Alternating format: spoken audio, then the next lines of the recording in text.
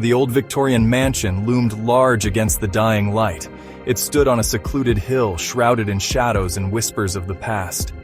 Matthew cautiously approached, his footsteps crunching on the gravel driveway. He held a faded letter in his hand, the paper thin and brittle with age. The air grew colder as he neared the house, sending a shiver down his spine. He reached the front door, its surface weathered and cracked. Taking a deep breath, Matthew pushed the door open, stepping into the darkness within. The air inside was thick with dust and the smell of decay. Cobwebs hung from every corner, and the only sound was the creaking of the house settling around him. Matthew took another step, his eyes adjusting to the gloom. He could make out the faint outline of furniture draped in white sheets, frozen in time. He felt a presence here, a weight of history pressing down on him. It was as if the house itself was watching him, waiting to see what he would do next. Matthew raised the letter, its contents a mystery he was determined to unravel. It was written by his grandfather, a man he barely knew, a man who had lived a life shrouded in secrecy. The letter spoke of a hidden truth, a legacy that had been passed down for generations, and now it seemed it was Matthew's turn to uncover it. With a mix of trepidation and excitement, Matthew began his search. The first room he entered was a grand study, its walls lined with bookshelves. The books were old and leather-bound, their titles hinting at forgotten knowledge. Matthew ran his fingers along their spines, feeling a strange connection to the past. He could almost picture his grandfather sitting in here, surrounded by these books, lost in thought. But what secrets were they hiding? And what did this have to do with Matthew? Matthew carefully unfolded the letter, his heart pounding in his chest. The paper crackled softly, as if protesting against being disturbed after all these years. The handwriting was elegant and flowing, a stark contrast to the cryptic message it contained. My dearest Matthew, if you are reading this, then fate has guided you to the truth. Our family's legacy is not what it seems. For generations, we have been guardians of a secret, a burden that now falls upon your shoulders. I know this is a lot to ask of you, but you are the only one I can trust. The words jumped out at him, each one a hammer blow to his perception of his family history.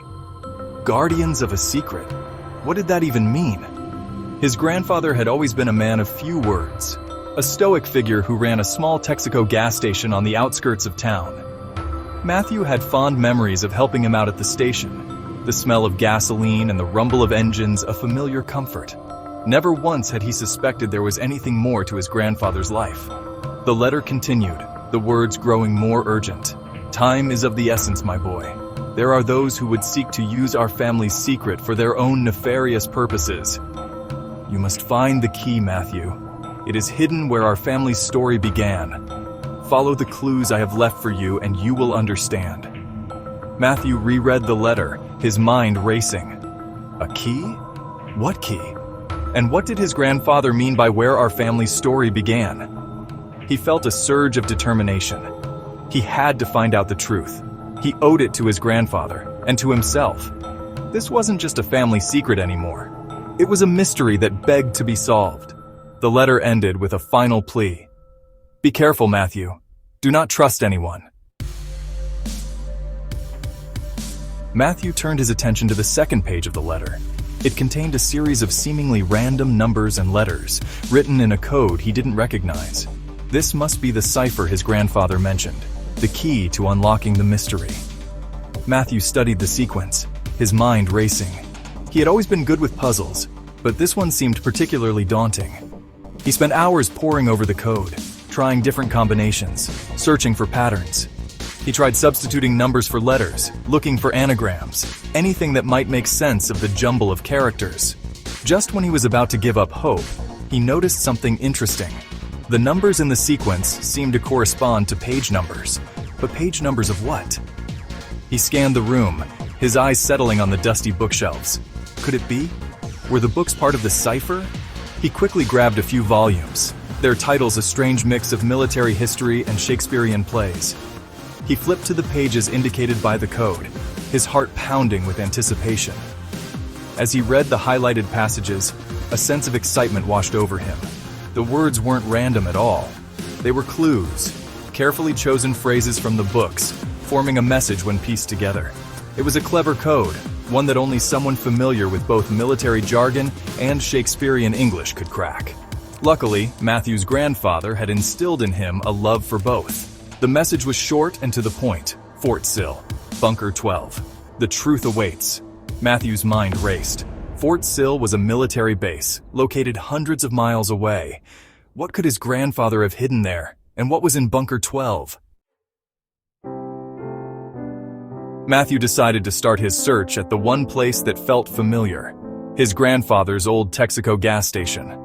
It had been closed for years, the pumps dry and the building gathering dust. But for Matthew, it held 1,000 memories. He could almost hear the clang of the wrench, the hiss of the air compressor, and his grandfather's gruff voice calling out instructions. He pulled up to the pumps, the silence of the abandoned station both eerie and comforting. Stepping out of his car, he noticed something he hadn't before. A single word was scratched into the base of the old gas pump. Verona. Matthew's mind raced. Verona? What did that mean? Then it hit him. Verona wasn't just a city in Italy. It was the setting of Shakespeare's Romeo and Juliet. His grandfather was at it again, using his love of literature to guide Matthew. He entered the gas station, the air thick with the smell of stale oil and forgotten time. The interior was just as he remembered it. The greasy tools, the faded posters, the old cash register that had probably rung up its last sale decades ago. But something was different. There, on the wall behind the counter, hung a map. Not just any map, but a detailed map of Italy, with a small red circle around the city of Verona. Matthew felt a surge of excitement. His grandfather had left a trail, and he was determined to follow it. But where in Verona should he go? What was he looking for? He studied the map, hoping for another clue. And then he saw it. A tiny, almost imperceptible mark hidden within the red circle. It was a cross, the symbol of a church. Matthew smiled. His grandfather had a flair for the dramatic, but he always left a way forward. Matthew's journey led him first to Fort Sill, a sprawling military base that seemed to stretch out for miles. He had contacted the base commander, claiming to be researching his grandfather's military service. The commander, a gruff but fair man, had agreed to grant him limited access to the base archives. Hours spent poring over dusty files yielded little information. His grandfather's service records were surprisingly thin, marked with numerous redactions and classified entries. It was as if someone had gone to great lengths to erase his past. Growing increasingly frustrated, Matthew decided to take a chance. He slipped away from the archives and made his way to the area where the old bunkers were located. Bunker 12 was situated on a deserted stretch of the base, partially hidden by overgrown weeds and a rusted barbed wire fence. The air around it felt heavy, as if the very walls held their breath, guarding a dark secret.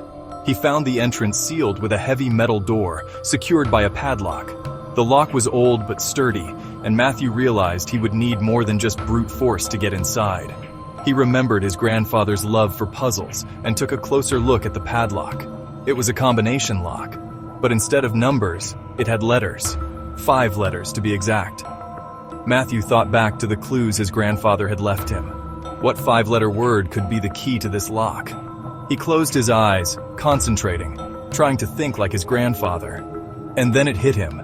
Texaco. The word was etched in his memory, a symbol of his grandfather's life and the starting point of this entire adventure. He slowly turned the dial on the padlock, aligning each letter with the marker. Click. The lock sprang open, and the heavy door creaked inward, revealing the darkness within.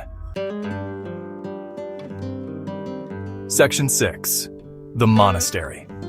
The map in the gas station had led Matthew to a remote monastery nestled amidst the rolling hills of Tuscany. The monastery, perched precariously on a cliff, seemed untouched by time. Its stone walls, weathered by centuries of wind and rain, whispered ancient secrets. He had spent days wandering through the cobblestone streets of Verona, following dead ends and false leads, before finally discovering a hidden inscription on a weathered statue of Juliet. It was a single word, barely visible beneath layers of grime. Sanctuary. With renewed determination, Matthew had sought out the monastery, his instincts telling him he was on the right track. He had been welcomed by the monks, their faces etched with wisdom and kindness. They offered him food and shelter, their curiosity piqued by his quest. He had shared his story with them, omitting the more fantastical details, and they listened intently, their eyes twinkling with understanding. One monk, Brother Marco, seemed particularly interested in Matthew's story. He was an elderly man, his face a roadmap of wrinkles and laughter lines. His eyes, however, held a depth of knowledge that belied his age. He listened patiently to Matthew's tale, nodding slowly as the pieces fell into place. "Your grandfather, he was a good man," Brother Marco finally said, his voice a low rumble. "He came to us many years ago, seeking sanctuary. He carried a heavy burden, a secret that had haunted his family for generations." Matthew leaned forward, his heart pounding. "Did he tell you what the secret was?" Brother Marco smiled sadly. "He did, but some secrets are not meant to be shared lightly. He left something for you, a final clue, hidden within the monastery walls." Section 7. The Shadowy Organization. From the moment Matthew had embarked on his quest, he had felt a growing sense of unease, a feeling of being watched. At first, he dismissed it as paranoia, the product of too many late nights spent poring over cryptic clues and dusty books. But as the days turned into weeks, the feeling intensified. Cars with tinted windows seemed to follow him, their occupants never lingering long enough to be identified. Strange calls with muffled voices on the other end sent chills down his spine. Someone, or something, was one step ahead of him, observing his every move. It became clear that he wasn't just on a treasure hunt. He was a pawn in a much larger game, one with stakes he couldn't even begin to comprehend. The shadowy organization his grandfather had warned him about was real, and they were closing in. They left their mark wherever he went. A single black rose placed on his car windshield, a cryptic message scrawled on a bathroom mirror, a whispered warning in a crowded market square. Their message was always the same: turn back. Some secrets are best left buried. But Matthew refused to be deterred. He had come too far, sacrificed too much to give up now. He owed it to his grandfather and to himself to see this through to the end. He knew that he was in over his head, but something deep within him, perhaps the same unwavering spirit that had guided his grandfather, refused to let him quit. He had to find the key, whatever it was, before it fell into the wrong hands. He just hoped it wasn't already too late. Section 8. The Vault. The final clue led Matthew deep beneath the monastery, down a labyrinthine network of tunnels and chambers that seemed to stretch on forever. The air grew damp and musty, the silence broken only by the sound of his own breathing. He clutched the lantern tightly, its flickering light casting eerie shadows that danced and swayed around him. Brother Marco had provided him with a map, drawn from memory, of the monastery's underbelly. It was a confusing jumble of lines and symbols, but Matthew was determined to decipher it. After what felt like hours, he arrived at his destination, a massive steel door set into the rock face, its surface cold and unyielding. This had to be it, the vault. He ran his hand over the cold metal, feeling for a latch, a button, anything that might open it. But the door was seamless, impenetrable. He was about to give up hope when he noticed a small inscription etched into the metal, almost invisible to the naked eye. It was the same symbol he had seen on the map, a stylized eagle with its wings outstretched. He remembered something his grandfather had told him, a story about their ancestors, who had immigrated to America from Germany generations ago. They had been blacksmiths, renowned for their craftsmanship, especially when it came to intricate locking mechanisms. Could this be one of their creations? He recalled a legend his grandfather had shared, a tale of a hidden lever, shaped like the family crest, that controlled the vault's lock. Matthew searched the wall surrounding the door, his fingers tracing every groove and indentation. Just when he was about to admit defeat, he felt it. A small, almost imperceptible protrusion, cleverly disguised as part of the eagle's wing. He pressed it, his heart pounding in his chest. The sound of grinding gears echoed through the chamber as the vault door slowly swung inward, revealing a sight that took his breath away. Section 9. The Last Key. The vault was not filled with gold or jewels as Matthew had half expected. Instead, it contained something far more valuable. far more dangerous knowledge. Shelves upon shelves lined the walls, stacked high with books, scrolls, and strange artifacts that seemed to pulse with an otherworldly energy. In the center of the room sat a pedestal, upon which rested a small wooden box, its surface adorned with intricate carvings. This had to be it, the key his grandfather had spoken of. Matthew approached the box cautiously, drawn to it by an invisible force. He reached out, his fingers trembling slightly, and slowly lifted the lid. Inside, nestled on a bed of velvet, lay a single, unassuming key. It was made of a strange, almost iridescent metal, and it hummed faintly in his hand, as if alive. As he touched it, images flooded his mind. Visions of scientific breakthroughs, of technological marvels, of weapons of unimaginable power. He realized then that this was no ordinary key. It was the key to knowledge so advanced, so potentially destructive, that it had been hidden away, entrusted to his family for generations. This was the burden his grandfather had carried, the secret he had died to protect. But protect it from whom? And for how long could Matthew hope to keep it safe?